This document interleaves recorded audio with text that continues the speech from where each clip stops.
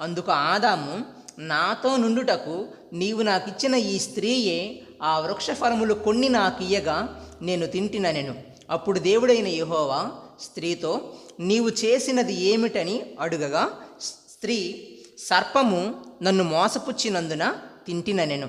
అందుకు దేవుడైన యెహోవా సర్పముతో, నీవు దీన్ని చేసినందున పశువులన్నిటిలోనూ భూజంతువులన్నిటిలోనూ నీవు శపించబడిన దానివై నీ కడుపుతో ప్రాకుచు నీవు బ్రతుకు దినములన్నీయు మన్ను తిందువు, మరియు నీకును స్త్రీకిని నీ సంతానమునకును ఆమె సంతానమునకును వైరము కలుగజేసేదను. అది నిన్ను తల మీద కొట్టును, నీవు దానిని మడిమె మీద కొట్టుదువని చెప్పెను. ఆయన స్త్రీతో, నీ ప్రయాసమును నీ గర్భవేదనను నేను మిక్కిలి హెచ్చించెదను. వేదనతో పిల్లలను కందువు. నీ భర్త ఎడల నీకు వాంఛ కలుగును, అతడు నిన్ను ఏలునని చెప్పెను. ఆయన ఆదాముతో, నీవు నీ భార్య మాట విని తినవద్దని నేను నీకు ఆజ్ఞాపించిన వృక్షఫలములు తింటివి గనుక నీ నిమిత్తము నేల శపింపబడి ఉన్నది. ప్రయాసముతోనే నీవు బ్రతుకు దినములన్నయ్యు దాని పంట తిందువు. అది ముండ్ల తుప్పలను గచ్చ పొదలను నీకు మొలిపించును. పొలములోని పంట తిందువు. నీవు నేలకు తిరిగి చేరు వరకు నీ ముఖపు చెమట కార్చి ఆహారము తిందువు. ఏలయనగా నేల నుండి నీవు తీయబడితివి, నీవు మన్నే గనుక తిరిగి మన్నైపోదువని చెప్పెను. ఆదాము తన భార్యకు హవ్వ అని పేరు పెట్టెను. ఏలయనగా ఆమె జీవము గల ప్రతివానికిని తల్లి.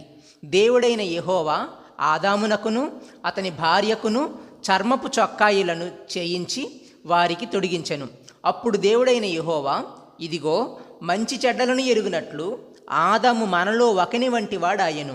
కాబట్టి అతడు ఒకవేళ తన చెయ్యి చాచి జీవవృక్ష ఫలమును కూడా తీసుకొని తిని నిరంతరము జీవించినేమో అని దేవుడైన యెహోవా అతడు ఏ నేల నుండి తీయబడినో దాన్ని సేద్యపరచుటకు ఏదెను తోటలో నుండి అతని పంపివేశెను.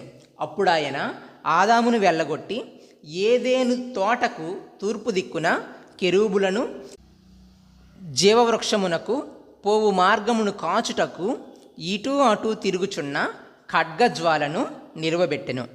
ఆదికాండము 4వ అధ్యాయము.